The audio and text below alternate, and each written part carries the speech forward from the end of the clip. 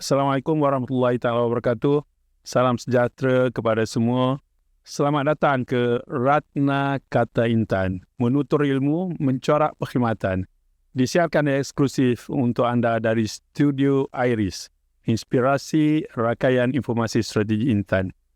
Di Studio Iris, kita bukan sekadar merakam suara, tapi kita ingin menterjemah idea menjadi impact.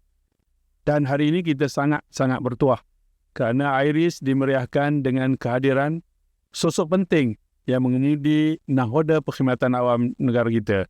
Yang berbahagia Tan Sri Ahmad Dahlan bin Haji Abdul Aziz, Ketua Pengarah Perkhidmatan Awam. Selamat datang dan apa khabar Tan Sri? Khabar baik, Alhamdulillah. Datuk. Okey, Alhamdulillah.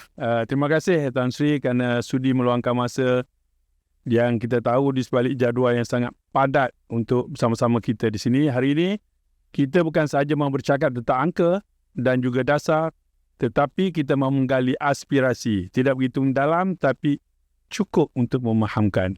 Jadi topik bagi Tan Sri kita akan bincangkan, ada dua topik. Yang pertama berkenaan dengan kecerdasan buatan. AI, kawan atau lawan penjawat awam. Dan yang kedua, topik yang kedua adalah hemat. Bagaimana hemat memacu reformasi budaya kerja. Jadi kepada semua pendengar yang sedang mengikuti audio siar ini, pasangkan fon telinga anda, sandar dengan selesa kerana perbualan eksklusif ini bermula sekarang. Okey, bagi Tan Sri kita akan mulakan berkenaan dengan topik yang pertama, berkenaan dengan kecerdasan buatan, AI, kawan atau lawan penjawat awam. Jadi Tan Sri, ramai di luar sana penjawat awam mula bimbang. Adakah AI ini akan menjadi lawan yang akan mengambil alih tugasan manusia, atau dalam konteks ini penjawat awam itu sendiri, atau adakah ia sebenarnya kawan yang kita perlukan? Silakan Tan Sri. Okey, terima kasih Datuk Doktor. Sebenarnya saya melihat AI ini sebagai rakan strategik, bukannya lawan. Bayangkan AI seperti pembantu pintar yang melakukan kerja-kerja teknikal yang meletihkan dan berulang. Supaya kita, manusia, boleh fokus kepada kerja yang memerlukan hati dan pertimbangan yang matang.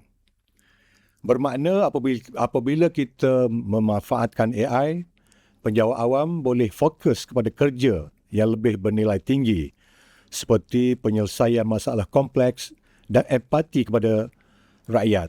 AI mungkin ada kepantasan tetapi ia tidak mempunyai empati dan kebijaksanaan seperti penjawat awam. Jadi jawapannya, AI ialah kawan yang akan menguatkan lagi kapasiti kita untuk berkhidmat kepada rakyat.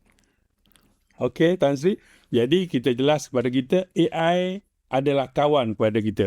So, kalau kawan pula Tan Sri, bagaimana kita memastikan semua peringkat penjawat awam ni bersedia untuk berkawan dengan AI tanpa rasa terpinggir? Ya. Sudah pastinya kita perlu membina penjawat awam yang celik digital. Atau kalau dalam konteks ini, celik AI lah. Maka sudah tentu kuncinya adalah kepada usaha peningkatan kemahiran ataupun kita upskilling dan juga latihan semula ataupun reskilling. Banyak modul disediakan serta peluang latihan yang ditawarkan khusus untuk penjawat awam dengan objektif selepas mengikuti kursus-kursus ini, penjawat awam tahu bagaimana menggunakan AI untuk memudahkan urusan harian. Contohnya, kita ada tawarkan penyertaan kursus dalam bidang digital di bawah program pengurusan strategik dan pembangunan eksekutif kompeten ataupun prospek. Di bawah Intan sendiri, kita ada pelbagai latihan penggunaan AI, termasuk menerusi platform pembelajaran dalam talian ataupun EPSA. Walau bagaimanapun, suka saya ingatkan dalam kita menuntut penjawat awam yang lebih tech savvy, pada masa yang sama aspek keselamatan data jangan kita abaikan. Tetaplah berpegang teguh kepada etika dan integriti. Okey, terima kasih Tan Sri. Jadi jelas kepada kita berkaitan dengan AI tadi. Jadi kita pergi kepada topik yang kedua, Tan Sri, berkaitan dengan hemat. Itu bagaimana hemat dapat memacu reformasi budaya kerja. Jadi kita semua sedia maklum Tan Sri telah memperkenalkan nilai hemat untuk diterapkan oleh penjawat awam. Dan baru-baru ini yang bagi Tan Sri Samsul Azri Abu Bakar, Ketua Setiausaha Negara, dalam amanat awal tahun beliau telah menggagaskan reformasi budaya kerja atau RBK sebagai etos dan budaya kerja baharu yang kita perlu amalkan oleh semua penjawat awam. Jadi bagaimana Tan Sri melihat nilai hemat ini dalam memacu RKB ataupun reformasi budaya kerja? Okay, terima kasih Datuk Doktor. Ini satu soalan yang sangat penting. Sebenarnya hemat dan juga reformasi budaya kerja ataupun RBK ialah dua sisi daripada mata wang yang sama. Ia saling melengkapi. Bagaimana hemat memacu RBK? Saya melihatnya dalam 3 dimensi utama. Yang pertama adalah perubahan minda melalui hijrah tata kelola. Apabila Yang Berbahagia Tan Sri KSN mahukan mesyuarat yang lebih singkat, berfokus dan digital, di situlah hijrah tata kelola dalam hemat memainkan peranannya. Kita berhijrah daripada budaya mesyuarat berjam-jam tanpa keputusan kepada budaya yang menghargai masa dan kecekapan digital. Jadi hemat menyediakan minda ataupun mindset, manakala RBK menyediakan cara kerja ataupun action. Kedua adalah nilai empati rakyat sebagai paksi layanan mesra. Yang Berbahagia Tan Sri KSM menekankan amalan senyum dan layanan mesra. Ini ialah manifestasi fizikal bagi nilai empati rakyat dalam hemat. Apabila kita ada empati, kita tidak perlu dipaksa untuk senyum. Kita senyum kerana kita faham tanggungjawab kita untuk mempermudahkan urusan rakyat. RBK menetapkan standard tingkah laku, manakala hemat pula memastikan nilai itu datang daripada hati. Yang ketiga adalah apresiasi inovasi, memacu urusan digital dan AI. Sarana Yang Berbahagia Tan Sri KSN untuk mesyuarat tanpa kertas dan penggunaan AI ialah satu bentuk inovasi radikal. Melalui apresiasi inovasi, kita memberi ruang kepada penjawat awam untuk mencuba teknologi baru tanpa rasa takut. Kita mahu meningkatkan produktiviti bukan dengan bekerja lebih kuat, tetapi bekerja lebih bijak dengan cakna kepada pendigitalan dan yang ditekankan dalam RBK.